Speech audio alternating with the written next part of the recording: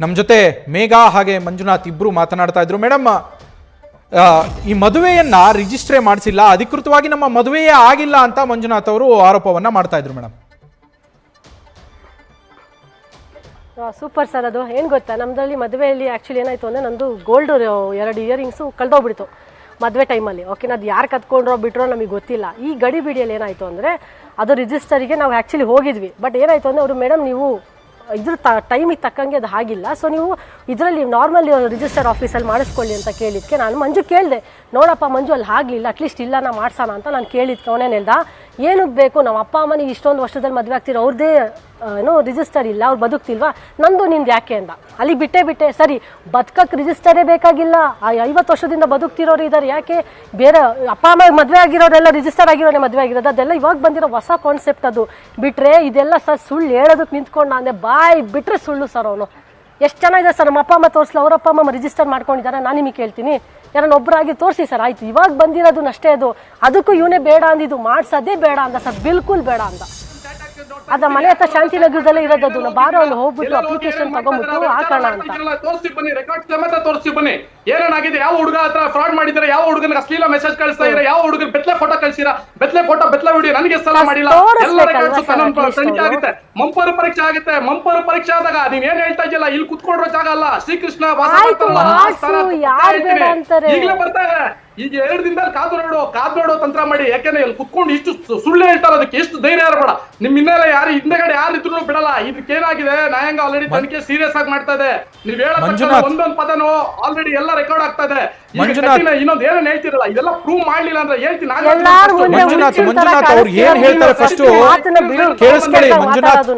ಮಂಜುನಾಥ್ ಅವ್ರು ಹೇಳೋದನ್ನ ಸಂಪೂರ್ಣವಾಗಿ ಮೊದಲು ಕೇಳಿಸ್ಕೊಳ್ಳಿ. ಖಂಡಿತವಾಗ್ಲೂ ನಿಮಗೂ ಅದಕ್ಕೆ ಉತ್ತರ ಕೊಡೋದಕ್ಕೆ ಅವಕಾಶ ಸಿಗತ್ತೆ. ಫಸ್ಟ್ ಅವ್ರು ಏನು ಹೇಳ್ತಾರೆ ಅವರ ಕಂಪ್ಲೀಟ್ ವರ್ಷನ್ ಅನ್ನ ಒಂದ್ಸಾರಿ ಕೇಳಿಸ್ಕೊಳ್ಳಿ. ನೀವು ಮಧ್ಯದಲ್ಲಿ ಇಂಟರಪ್ಟ್ ಮಾಡ್ತಾ ಇದ್ರೆ ಯಾವ ಮಾತು ಕಂಪ್ಲೀಟ್ ಆಗಿ ಮುಗಿಯೋದೇ ಇಲ್ಲ, ಆ ಸಮಸ್ಯೆ ಆಗಿನೇ ಉಳಿತಾ ಹೋಗುತ್ತೆ. ದಯವಿಟ್ಟು ಅವರಿಗೆ ಮೊದಲು ಮಾತಾಡೋದಕ್ಕೆ ಅವಕಾಶ ಕೊಡಿ. ಅದಾದ ನಂತರ ಖಂಡಿತವಾಗ್ಲೂ ನಿಮ್ಮನ್ನು ಮಾತಾಡಿಸ್ತೀನಿ ನಾನು. ಮೇಡಮ್ ಹೇಳಿ, ಕಂಟಿನ್ಯೂ ಮಾಡಿ. ಸರ್ ಏನು ಗೊತ್ತಾ, ಇವಾಗ ನೀವು ನನ್ನನ್ನು ಕೆಟ್ಟೋದು ಮಾಡಿದ ತಕ್ಷಣ ನಾನು ಎದುರ್ಕೊಂಬಿಟ್ಟು ಕೆಟ್ಟೋಳು ಅಂತ ನಾನು ಹೇಳೋದಕ್ಕಲ್ಲ. ನನ್ನ ಹತ್ರ ತಪ್ಪಿದ್ರೆ ತಪ್ಪು ಅಂತಲೇ ಬಗ್ತೀನಿ ಸರ್, ನಾನು ತಪ್ಪೇ ಬೇಜಾರೇನಿಲ್ಲ. ಯಾಕೆ ಅಂದರೆ ಇಷ್ಟಪಟ್ಟು ಮದುವೆ ಆಗಿಬಿಟ್ಟು ಇವತ್ತು ಅವನು ನನಗೆ ಅವಳು ಹೇಳೇ ಇಲ್ಲ, ನಾನು ಇಷ್ಟಿಸ್ಕೊಂಡಳು ಅಷ್ಟು ಅಟ್ಲೀಸ್ಟ್ ತೋರಿಸ್ಲಿ ಸರ್. ನಾನು 25 ಲಕ್ಷ ಹಿಂಗೆ ಕೊಟ್ಟಿದ್ದೀನಿ, ಮೇಗುಂಗೆ 50 ಗ್ರಾಮ್ ಕೊಟ್ಟಿದ್ದೀನಿ, ತೋರಿಸ್ಬೇಕಲ್ಲ ಸರ್. ಅಟ್ಲೀಸ್ಟ್ ನಾನು ತಲೆ ಬಗ್ಗೆ ಹೌದು ಪಾಪ ಕೊಟ್ಟವನೇ ಮಂಜು ಇವನಿಗಿಂತದ ಅಂತ ಬೇಡ ಅಂತ ಓದೋನು ನಮ್ಮ ಮನೆ ಮುಂದೆ ಕೆಟ್ಟದಾಗ ಜಗಳ ಮಾಡಿ ಎಂತೆಂಥ ಮಾತು ಹೇಳ್ದ ಅಂದರೆ ಒಂದು ಹೆಣ್ಣಿಗೆ.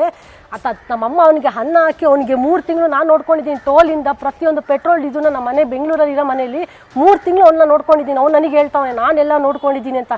ಎಷ್ಟು ಸುಳ್ಳು ಹೇಳ್ತೀಯ ಮಂಜು, ಜೀವನದಲ್ಲಿ ಇಷ್ಟು ನಾಲ್ಗೆ ಇದೆ ಅಂತ ಇಷ್ಟು ಸುಳ್ಳು ಒಂದು ಹೆಣ್ಣಿಗೆ ಹೇಳ್ಬೇಡ. 3 ತಿಂಗಳು ಸಂಸಾರ ಮಾಡಿರೋಳ ಜೊತೆ ಇಷ್ಟು ಕೆಟ್ಟದಾಗ ಮಾತಾಡ್ತಿದ್ಯಾ ಅಂದರೆ ದೇವ್ರು ನಿಂಗೆ ಒಳ್ಳೇದು ಮಾಡಲ್ಲ ಮಂಜು.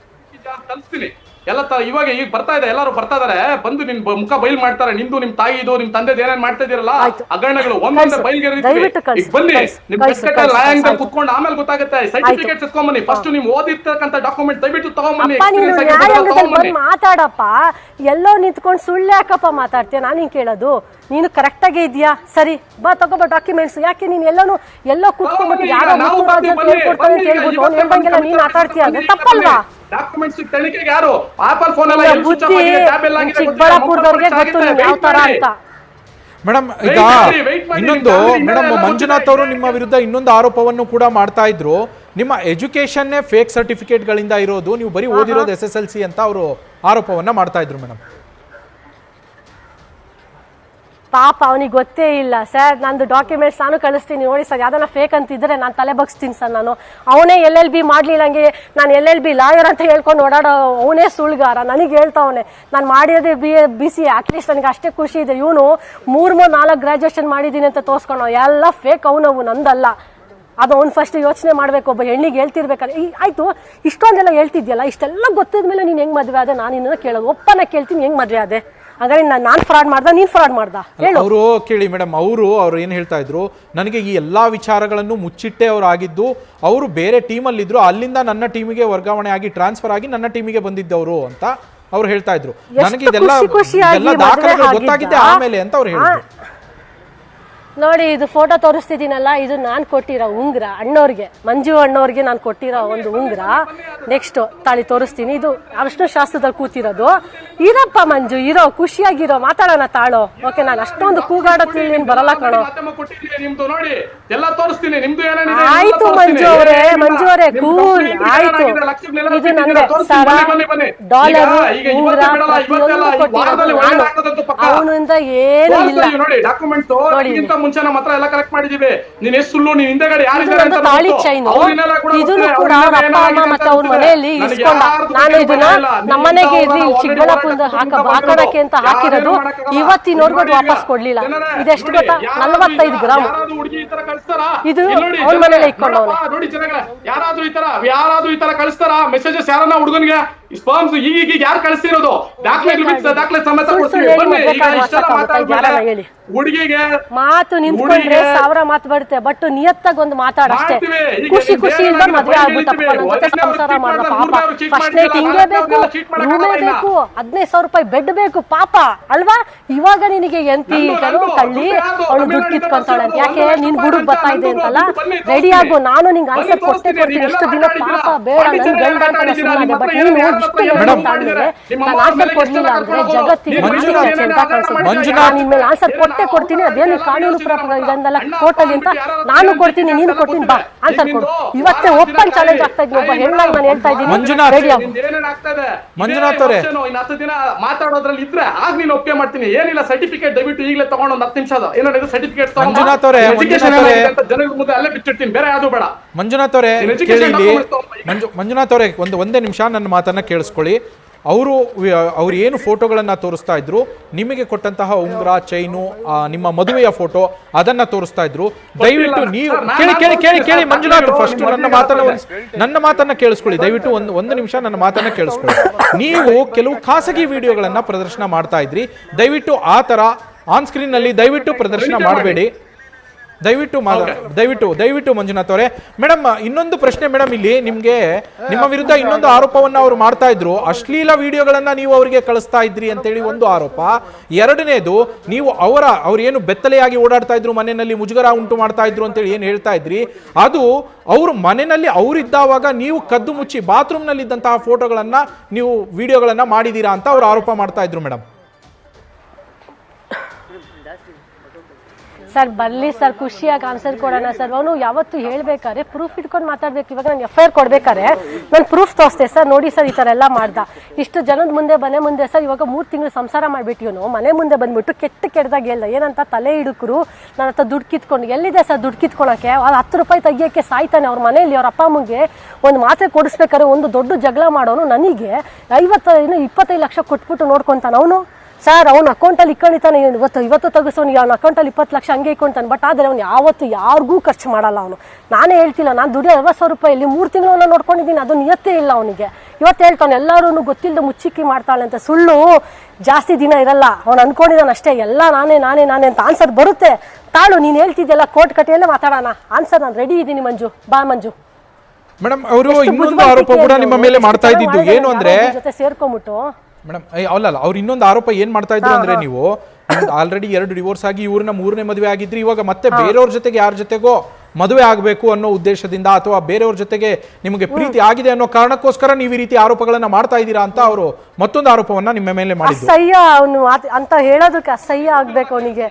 ಅಸಹ್ಯದ ಮಾತು ಹೇಳ್ತಾನೆ. ಯಾಕೆ ಗೊತ್ತಾ, 2ನೇ ಮದುವೆ ಆಗಿ ಡೈವರ್ಸ್ ಆಗ್ಬೇಕಾದ್ರೆ ಅವ್ನಿಗೆ ಹೇಳ್ದೆ, ನೋಡು ಮಂಜು, ನನ್ನ ಕಷ್ಟ ಸುಖವಾಗಿ ಇಬ್ರು ಏನೋ ಕಷ್ಟ ಬರಲಿ ಬದುಕೋಣ ಅಂತ ರೆಡಿ ಇದ್ರೆ ಮಾಡ್ಕೊಳೋಣ, ಇಲ್ಲ ಬೇಡವೇ ಬೇಡ ಅಂತ ಹೇಳ್ದವ್ನು ಹ್ಞೂ ಅಂತೇಳಿ. ಇವಾಗ ಕೆಟ್ಟದಾಗ ಅವ್ನು ಇದಾಗ್ಬಿಡ್ತೀನಿ ಅಂತ ಹೇಳ್ಬಿಟ್ಟು ಯಾರೋ ಬಸ ತೋರಿಸ್ಬೇಕಲ್ಲ, ಯಾವ ಹುಡುಗನ ಜೊತೆ ಓಡಾಡ್ತಾ ಇದ್ದೀನಿ, ಯಾರ ಜೊತೆ ನಾನು ಏನೋ ಎಂಜಾಯ್ ಮಾಡ್ತಾ ಇದ್ದೀನಿ ತೋರಿಸ್ಬೇಕು ಅವ್ನು. ಯಾಕೆ ಎಲ್ಲಾನು ಬರೇ ಬಾಯಲ್ಲೇ ಬೊಗಳೆ ಮಾತುಗಳು ಯಾಕೆ ಆಡಬೇಕು? ನೀನು ಕರೆಕ್ಟಾಗಿ ಇದೆಯಲ್ವನಪ್ಪ, ತೋರಿಸ್ಬಾರಪ್ಪ ನೀನು, ಸರಿ ಬಾರಪ್ಪ ನೀನು ತೋರಿಸು.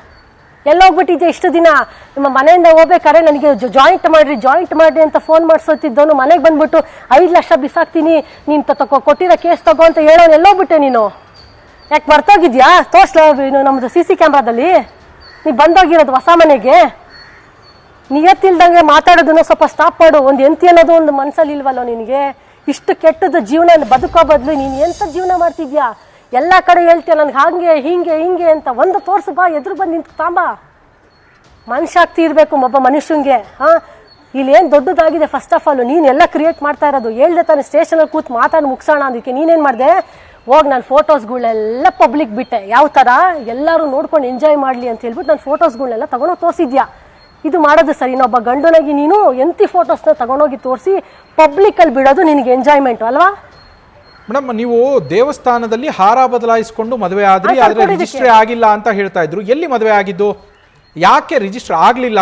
ಇನ್ನೊಂದ್ಸರಿ ಅದ್ ಕಾರಣ ಹೇಳ್ಬೋದಾ ನೀವು? ರಿಜಿಸ್ಟರ್ ಯಾಕೆ ಆಗ್ಲಿಲ್ಲ? ದೇವಸ್ಥಾನದಲ್ಲೇ ಆಗಿರೋದು ಸರ್. ಇದು ಕೈವಾರ ದೇವಸ್ಥಾನದಲ್ಲಿ ಆಗಿರೋದು. ಓಕೆನಾ, ಅದು ಅವನಿಗೂ ಗೊತ್ತು.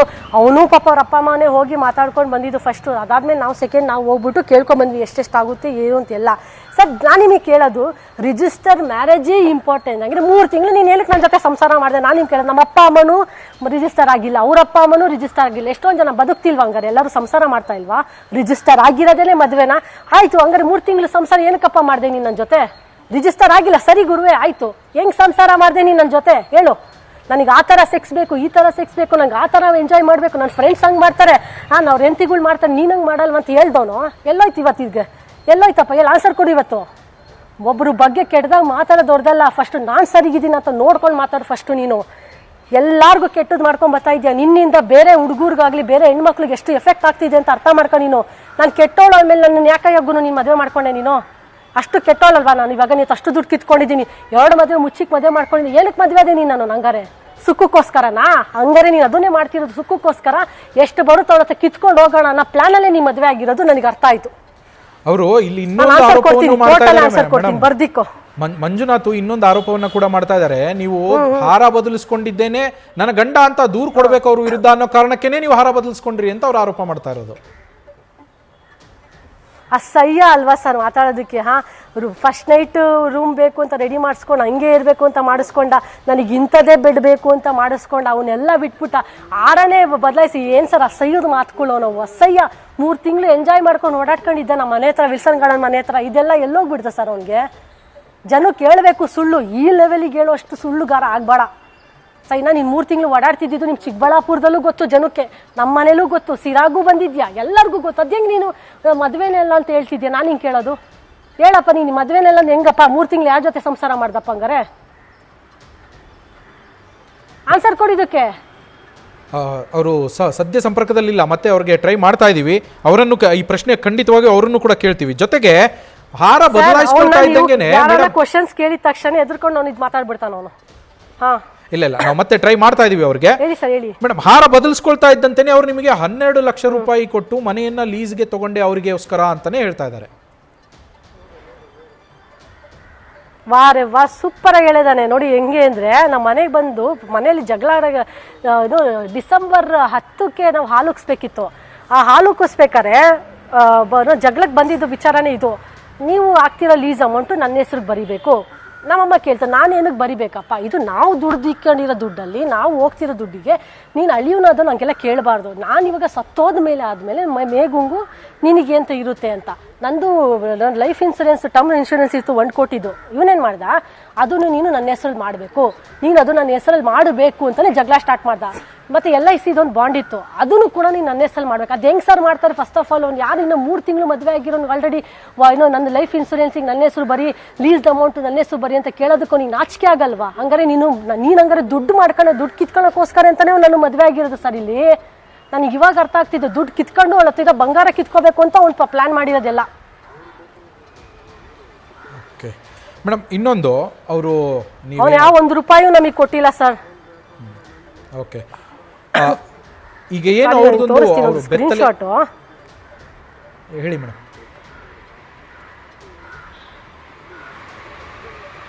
ಈ ಸರ ತಗೊಂಡಾಗ ಇದು ಅವನ ಅಕೌಂಟಿಗೆ ನಾನು ಕಳಿಸ್ದೆ ಫಸ್ಟ್. ಓಕೆ, ಅವನ ಅಕೌಂಟಿಗೆ ನಾನು ಕಳಿಸಿರೋ ದುಡ್ಡು 40,000 ಮತ್ತು ಇನ್ನೊಂದು 7,200 ರುಪೀಸು ಕಳಿಸ್ದೆ. ಆಮೇಲೆ 10,000 ರೂಪಾಯಿ ಕಳಿಸ್ದೆ. ಇದಾದ್ಮೇಲೆ ಇನ್ನೊಂದು ದುಡ್ಡಿದೆ, ಸ್ಕ್ರೀನ್ ಶಾಟ್ ನನಗೆ ತೋರಿಸ್ತೀನಿ. ಇನ್ನೊಂದು 25,000 ರೂಪಾಯಿ ಕಳಿಸಿದ್ದೆ. ಇದನ್ನೆಲ್ಲ ಆಮೇಲೆ ಅವನಿಗೆ ಚೀಟಿ ದುಡ್ಡು ಬಂದಿತ್ತು ಅಷ್ಟೇ. ನಾನು ಮಧ್ಯೆ 3 ಲಕ್ಷ ತಕ್ಕೊಟ್ಟೆ. ನೋಡು ಮಂಜು, ನೀನು ಸರ ಇಲ್ಲ ಏನಿಲ್ಲ, ನೀನು ತಗೋ ಹಾಕೋ, ಯಾಕಂದ್ರೆ ನೀನು ಚೆನ್ನಾಗಿದ್ರೆ ನಾನು ಚೆನ್ನಾಗಿ ಕಾಣಿಸ್ಕೋತೀನಿ ಅಂತ. ಅವನು ಎಲ್ಲ ಬಿಟ್ಟ. ಏನಿಲ್ಲ ಅಂದ್ರೆ ಸರ್ ನಂಬ್ತಿರೋ ಬಿಡ್ತಿರೋ, ಏನಿಲ್ಲ ಅಂದ್ರೆ ನಂದು ಸ್ವಂತದ್ದು ವಾಲೆ, ಉಂಗುರ, ಬಳೆ ಪ್ರತಿಯೊಂದೂ ಅವ್ರ ಮನೇಲಿದೆ ಸರ್. ಕೊಡಲ್ಲ ಅಂತಾನೆ ಹೇಳ್ದ, ಓಪನ್ ಸ್ಟೇಟ್ಮೆಂಟ್ ಕೊಟ್ಟ, ನಾನು ಕೊಡಲ್ಲ, ಅದು ಏನು ಮಾಡ್ಕೊಂತೀಯ ಮಾಡ್ಕೊಳ್ಳಿ ಅಂತಾನೆ ಹೇಳ್ದ. ಹಂಗೆ ಹೇಳ್ದ. ನಾನು ಹೇಳ್ದೆ ನೋಡಪ್ಪ ನಿನಗೆ ಬೇಡ ಮದುವೆ ಸರಿ ಆಯಿತು, ನನ್ನ ಜೊತೆ ಸಂಸಾರ ಮಾಡೋಕ್ಕೆ ಇಷ್ಟ, ಸರಿ ನಿಂದೇನಿದೆ ಬಟ್ಟೆ ನಮ್ಮ ಮನೆಗಿದೆ 4 ಜೊತೆ ಬಟ್ಟೆ ತಗೊಂಡೋಗ್ಬಿಡು, ನಂದೇನಿದೆ ಬಟ್ಟೆ ನಂದು ಸೀರೆ ಕೊಡು. ಅದಕ್ಕೆ ಎಷ್ಟು ಚೆನ್ನಾಗಿ ಹೇಳ್ದ ಗೊತ್ತಾ ಸರ್, ಹುಡ್ಕೋಸಿ 10,000 ರೂಪಾಯಿ ಸೀರೆಗೆ ನಾನು 10,000 ನೀನು ಕೊಡಲ್ಲ ಸೀರೆ, ಆ ಸೀರೆನೆಲ್ಲ ನಾನು ಬ್ಲೌಸ್ ಎಲ್ಲ ಕತ್ತರಿಸಿ ಬಿಸಾಕ್ತೀನಿ, ಸೀರೆ ನಾನು ನಮ್ಮ ಅಮ್ಮಂಗೆ ಕೊಡ್ತೀನಿ, ನಿಂದೇನೈತೆ ಅದೇನು ನಾನು ಬಿಲ್ಕುಲ್ ಕೊಡಲ್ಲ, ನಮ್ಮ ಮನೆ ಹತ್ರಕ್ಕೆ ನಾನು ಬಂದೆ ಅಂದರೆ ನೀನು ನಮ್ಮ ಅಮ್ಮಂಗೂ ನಮ್ಮ ಅಪ್ಪಂಗೂ ಹೊಡೆಯಕ್ಕೆ ಬರ್ತಿದ್ಯಾ ಅಂತ ಹೇಳ್ಬಿಟ್ಟು ನಾನೇನೇ ದೊಡ್ಡದು ಕ್ರಿಯೇಟ್ ಮಾಡ್ತೀನಿ ಅಂತ ಹೇಳ್ದ. ಇಷ್ಟು ಇದೆ ಇದಕ್ಕೊಂದು ಏನೋ ಒಂದು ಸೀರೆ, ನಂದು ಸೀರೆ ಒಡವೆ ಕೇಳೋದಕ್ಕೆ ನಂದು ಬಟ್ಟೆ ಸೀರೆ ಕೊಟ್ಬಿಟ್ಟು ನಾನು ಅನ್ನೋದು ಇಷ್ಟೊಂದೆಲ್ಲ ಅನ್ನಿಸ್ಕೋಬೇಕಾ ಸರ್? 60 ಗ್ರಾಮ್ ಸರ್ ಮನೆಗೆ ಇಕ್ಕಿರೋದು ನಾನು, ನನಗೆ ಎಷ್ಟು ನೋವಾಗಲ್ಲ ಹೇಳ್ರಿ. 60 ಗ್ರಾಮ್ ಒಡವೆಗಳು ಇಕ್ಕಿಬಿಟ್ಟು ನಾನು ಸುಮ್ಮನೆ ಇದ್ದೀನಿ ಬಾಯಿ ಮುಚ್ಕೊಂಡು 3 ಲಕ್ಷ ಕೊಟ್ಟು.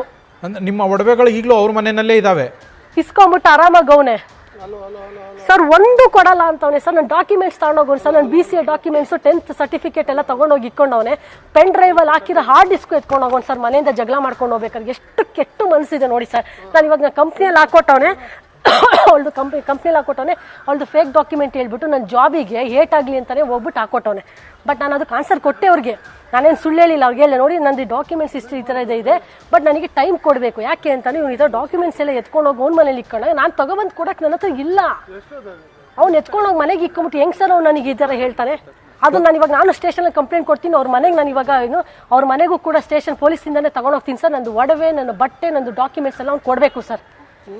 ಮೇಡಮ್ ಅದೇ ನೀವು ಏನು ಹೇಳ್ತಾ ಇದ್ದೀರಾ ಈಗ, ಅವರು ಹೇಳ್ತಾ ಇರೋದು ಅದೇನೆ, ನೀವು ಅಲ್ಲಿ ಏನು ನಿಮ್ಮ ಎಜುಕೇಷನ್ಗೆ ಸಂಬಂಧಪಟ್ಟಂತೆ ಡಾಕ್ಯುಮೆಂಟ್ಸ್ ಕೊಟ್ಟಿದ್ದೀರೋ ಅದೆಲ್ಲ ಫೇಕು ಅಂತೇಳಿ ಹೇಳ್ತಾ ಇದ್ರು ಅವರು. ಈಗ ನಿಮ್ಮ ಒರಿಜಿನಲ್ ಡಾಕ್ಯುಮೆಂಟ್ಸ್ ಅವ್ರ ಮನೆಯಲ್ಲಿ ಇಟ್ಕೊಂಡಿದ್ದಾರೆ ಅಂತ ನೀವು ಹೇಳ್ತಾ ಇರೋದು ಸರ್. ಫೇಕ್ ಅಂದರೆ ಒರಿಜಿನಲ್ ಡಾಕ್ಯುಮೆಂಟ್ಸ್ ಎಲ್ಲ ಅವ್ರ ಮನೆಗೆ ಇಕ್ಕಣ. ನಾನು ಕಂಪ್ನಿಯಲ್ಲಿ ಇವಾಗ ಅವ್ನು ಬೇಕು ಅಂತ ಹಾಕೊಟ್ಟಿದ್ಮೇಲೆ ಇವಾಗ ನಾನು ಅವ್ರಿಗೆ ಆನ್ಸರ್ ಕೊಟ್ಟಿದ್ದೀನಿ ಕಂಪ್ನಿಯಲ್ಲಿ, ನೋಡಿ ಈ ಥರ ಇದೆ ನನ್ನ ಪರಿಸ್ಥಿತಿ, ನಾನು ಬಂದಿದ ತಕ್ಷಣ ನಾನು ನಿಮ್ಗೆಲ್ಲ ವಾಪಸ್ ಕೊಡ್ತೀನಿ ಅಂತ. 5 ವರ್ಷದಿಂದನೇ ನಂದು BGV ಗ್ರೀನ್ ಆಗಿ ಒಳಗಡೆ ವರ್ಕ್ ಮಾಡ್ತಿರೋಳನ್ನ ಇವತ್ತು ಬಂದು ನೀನು ಕೆಣಕ್ತಿದ್ಯಾ ಅಂದಮೇಲೆ ನಿನಗೆ ಎಷ್ಟು ಕೆಟ್ಟದಾಗಿದೆ ಮನಸ್ಥಿತಿ. ನೀನು ಅಟ್ಲೀಸ್ಟ್ ನೀನು ಆಯಿತು ತಗೊಂಡೋಗಿರೋ ಡಾಕ್ಯುಮೆಂಟ್ಸ್ ಎಲ್ಲ ತಗೊಬಂದು ಕೊಡಪ್ಪ, ನಾನು ಸಬ್ಮಿಟ್ ಮಾಡ್ತೀನಿ, ನನಗೇನು ಭಯ ಇಲ್ಲ. ಮೋಸದ ಜೀವನ ಯಾರು ಬದುಕ್ತಿಲ್ಲ, ಅವನಿನ್ನ ಮೋಸದ ಜೀವನದಲ್ಲಿ ಬದುಕ್ತಾವನೆ. ನಂದು 60 ಗ್ರಾಮ್ ಗೋಲ್ಡ್ ಕೊಡು ವಾಪಸ್ಸು, ನಾನು ಕೊಟ್ಟಿರೋದು 5 ಲಕ್ಷ, 3 ಲಕ್ಷ ಗೋಲ್ಡ್ ಕೊಟ್ಟಿದ್ದೀನಿ, ಅದನ್ನು ವಾಪಸ್ ಕೊಡು, ಮತ್ತೆ ನನ್ನ ಬಟ್ಟೆ ವಾಪಸ್ ಕೊಡು. ಕೊಡ್ತೀಯಾ ಹೇಳು, ಒಪ್ಕೊಂತೀಯಾ? ಇಲ್ಲ. ಯಾಕೆ ನಿನಗೆ ಅಷ್ಟು ದೊಡ್ಡ ಅಮೌಂಟ್ ಬಂದಾಗ ಯಾರು ಕೊಡ್ತಾರೆ? ಅವ್ರ ಮನೆಗೆಲ್ಲ ಬಚ್ಚಿ ಎತ್ತಿಕೊಂಡಿದ್ದಾನೆ. ಇವತ್ತು ನಾನು ನಾಳೆ ಸ್ಟೇಷನ್, ಚಿಕ್ಕಬಳ್ಳಾಪುರ ಸ್ಟೇಷನಿಂದ ಅವ್ರ ಮನೆ ಹತ್ರಕ್ಕೆ ಹೋಗ್ತೀನಿ ಸರ್, ತಗ್ಸ್ತೀನಿ ನಾನು ಎಲ್ಲಾನು. ಮೇಡಮ್ ಈಗ ನೀವು ಅಲ್ಲಿ ಡಾಕ್ಯುಮೆಂಟ್ಸ್ ಏನು ಅವ್ರ ಮನೆಯಲ್ಲಿ ಇದೆಯಲ್ಲ, ನೀವು ಕೇಂದ್ರೀಯ ವಿಭಾಗದ ಪೊಲೀಸ್ ಸ್ಟೇಷನ್ನಲ್ಲಿ ಒಂದು ಕಂಪ್ಲೇಂಟ್ ಅನ್ನ ಲಾಡ್ಜ್ ಮಾಡಿದಿರಿ. ಆ ಕಂಪ್ಲೇಂಟ್ ಲಾಡ್ಜ್ ಮಾಡಿದಂತಹ ಸಂದರ್ಭದಲ್ಲಿ ಈ ಡಾಕ್ಯುಮೆಂಟ್ಸ್ ಬಗ್ಗೆ ಕೂಡ ಉಲ್ಲೇಖ ಮಾಡಿದ್ದೀರಾ? ಹಾಕಿದ್ದೀನಿ, ನಾನು ಡಾಕ್ಯುಮೆಂಟ್ಸ್ ಎಲ್ಲ ಎತ್ಕೊಂಡು ಹೋಗಿದ್ದೇನೆ ಸರ್, ದಯವಿಟ್ಟು ಅದು ಕೊಡಿಸ್ಕೊಡಿ ಅಂತ. ಬಟ್ ಅವ್ರು ಹೇಳಿದ್ರು ಮೇಡಮ್ ನಮ್ಮನ್ನ ಕರೆಸ್ತೀವಿ ಅಂತ. ಅವನೇ ಮಾಡ್ಬಿಟ್ಟು ಸ್ವಿಚ್ ಆಫ್ ಮಾಡ್ಕೊಂಬಿಟ್ಟ ನಂಬರ್ನ, ಮತ್ತೆ ನಮ್ಮ ಅಮ್ಮಂಗೆ ಹುಷಾರಿಲ್ಲ ಅಂತ ಸುಳ್ಳು ಹೇಳ್ದ ಸರ್. ಕರೆಕ್ಟಾಗಿ ನೀವು ನಂಬ್ತಿರೋ ಬಿಡ್ತೀರೋ, 22ನೇ ತಾರೀಕು ನಮಗೆ ಕೌನ್ಸಿಲಿಂಗ್ ಕರೆದ, ಅವತ್ತೇ ಅವ್ರ ಅಪ್ಪ ಅಮ್ಮಂಗೆ ಹುಷಾರಿಲ್ಲ ಸರ್. ನೆಕ್ಸ್ಟ್ ಡೇ ಸತಿ ಅವತ್ತು ಅದೇ ಡೇಟಿಗೆ ಅವ್ರಿಗೆ ಅವ್ರ ಅಪ್ಪ ಅಮ್ಮಂಗೆ ಹುಷಾರಿಲ್ಲ. ಎಷ್ಟು ಸುಳ್ಳು ಹೇಳ್ತಾನೆ ಅಂದರೆ ಇವನ ಸುಳ್ಳಿಗೆ ಸಾಕಾಗ್ಬಿಟ್ಟಿದ್ದೀನಿ ನಾನಂತೂ. ಅಂದ್ರೆ ನೀವು ಕೌನ್ಸಿಲಿಂಗಿಗೆ ಟ್ರೈ ಮಾಡಿದ್ದೀರಾ, ಬಟ್ ಅವ್ರು ಕೌನ್ಸಿಲಿಂಗಿಗೂ ಕೂಡ ಅಟೆಂಡ್ ಆಗಲಿಲ್ಲ ನಿಮ್ಮ ಜೊತೆಗೆ. ಅವರು ಬರಲೇ ಇಲ್ಲ, ಅವನು ಸ್ವಿಚ್ ಆಫ್ ಮಾಡ್ಕೊಂಡ್ಬಿಟ್ಟು ಏನು ಮಾಡ್ಬಿಟ್ಟ ಅಂದ್ರೆ ತಕ್ಷಣ ಅವ್ನು ಯಾರೋ ಮುತ್ತುರಾಜನ್ ಅವ್ನ ಜೊತೆ ಹೋಗ್ಬಿಟ್ಟು ವಿಡಿಯೋ ಇದನ್ನೆಲ್ಲ ಸ್ಟೇಷನ್ ಮುಂದೆ ತಗೊಂಡೋಗ್ಬಿಟ್ಟವನೆ. ಸ್ಟೇಷನ್ ಮುಂದೆ, ಸ್ಟೇಷನಲ್ಲಿ ಅವ್ರು ತಗೊಂಡಿಲ್ಲ, ಆ್ಯಕ್ಚುಲಿ ತಗೊಂಡಿಲ್ಲ. ನಾವು ಕೇಳಿದ್ವಿ ಸರ್ ತಗೊಂಡ್ರ ಅಂತ, ನಾವು ಯಾವುದೂ ತಗೊಂಡಿಲ್ಲ ಮೇಡಮ್, ಓಕೆನಾ. ಅವ್ನು ಬಂದ ಹೇಳ್ದ, ಬಟ್ ತಗೊಳ್ಳಿಲ್ಲ ನಾವು ಅಂತ ಹೇಳಿದ್ವಿ. ಅವ್ನು ಹೋಗಿ ಎಲ್ಲ ಕಡೆ ಹೇಳಿದಾನೆ, ನಾನು ಸ್ಟೇಷನಲ್ಲಿ ಕೊಟ್ಬಿಟ್ಟಿದ್ದೀನಿ, ಕಮಿಷನರ್ ಆಫೀಸ್ಗೆ ಹೋಗಿ ಕೊಟ್ಬಿಟ್ಟಿದ್ದೀನಿ. ಎಲ್ಲಿದೆ ಪ್ರೂಫು ತೋರಿಸು? ಎಲ್ಲೂ ಇಲ್ಲ. ಒಂದು ಹೆಣ್ಣಿನ ತೋರಿಸ್ಬೇಕು ಕೆಡ್ದಾಗೆ ಅಂತ ಬೀದಿಗೆ ನಿಂತವನೆ, ಅದಕ್ಕೆ ನಾವು ಆನ್ಸರ್ ಕೊಡ್ತೀನಿ. ಮೇಡಮ್ ಯಾರೋ ಕುಟ್ಟಿ ಅನ್ನೋ ರೌಡಿ ಶೀಟರ್ ಒಬ್ಬರಿಂದ ನೀವು ಅವರಿಗೆ ಧಮಕಿ ಹಾಕ್ಸಿದ್ದೀರಿ ಅಂತ ಕೂಡ ಆರೋಪ ಮಾಡ್ತಾ ಇದ್ರು. ಯಾರು ಇಲ್ಲ ಸರ್, ಇವ್ನಿಗೆಲ್ಲಾ ಸುಳ್ಳು. ಪಾಪ ಅವ್ರಿಗೆಲ್ಲಾರ್ಗು ಫೋನ್ ಮಾಡಿ ಮದ್ವೆಗೆ ಎಲ್ಲಾರು ಬಂದಿದ್ರು, ಎಲ್ಲಾರು ಮಾತಾಡ್ಸಿದ್ರು. ಅವ್ರಿಗೆ ಫೋನ್ ಮಾಡಿ ಇವ್ನಿಗೆ ಅಣ್ಣ ನಾನು ರಾಜಿ ಮಾಡೋಣ, ದಯವಿಟ್ಟು ಮಾಡೋಣ ಅಂತಂದ ಒಂದು 20 ಜನ ಫೋನ್ ಮಾಡ್ಸವನೆ.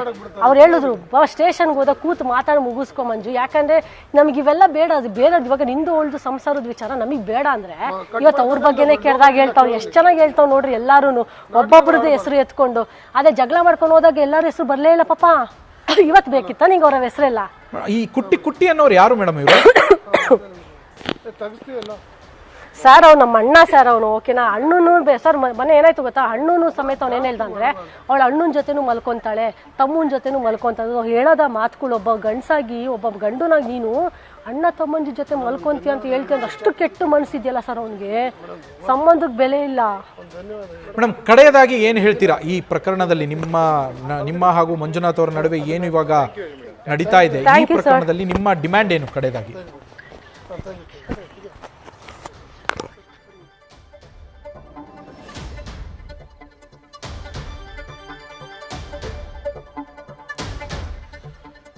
ಇದು ಮಂಜುನಾಥ್ ಅವರ ಪತ್ನಿ ಹೇಳಿದಂತಹ ಮಾತು. ನನ್ನ ವಿರುದ್ಧ ಮಾಡ್ತಾ ಇರುವಂತಹ ಆರೋಪಗಳೆಲ್ಲ ಸುಳ್ಳು. ಹಾಗೆ ರೌಡಿ ಶೀಟರ್ ಕುಟ್ಟಿ ಅನ್ನೋರು ಏನಿದ್ದಾರೆ, ಆ ಕುಟ್ಟಿ ಅನ್ನೋರು ನನಗೆ ಅಣ್ಣ ಆಗಬೇಕು, ಅವರು ರೌಡಿ ಅಲ್ಲ, ನನಗೆ ಅಣ್ಣ ಆಗಬೇಕು, ನಮ್ಮ ಮದುವೆಯಲ್ಲೂ ಬಂದಿದ್ದರು. ಮಂಜುನಾಥೇನೆ ಅವ್ರ ಜೊತೆ ಹೋಗಿ ನಮ್ಮಿಬ್ಬರನ್ನ ಒಂದು ಮಾಡಿ, ದಯವಿಟ್ಟು ಈ ಥರ ಸಮಸ್ಯೆ ಆಗಿದೆ, ನಮ್ಮಿಬ್ಬರನ್ನ ಒಂದು ಮಾಡಿ ಅಂತ ಕೇಳ್ಕೊತಾ ಇರೋದು. ಕುಟ್ಟಿಯ ಯಾವುದೇ ರೀತಿಯ ಬೆದರಿಕೆಯನ್ನು ಹಾಕಿಲ್ಲ ಅಂತ. ನ್ಯೂಸ್ ಫಸ್ಟ್ ನಿರ್ಭೀತಿಯಿಂದ ನಿಮ್ಮ ಪರವಾಗಿ.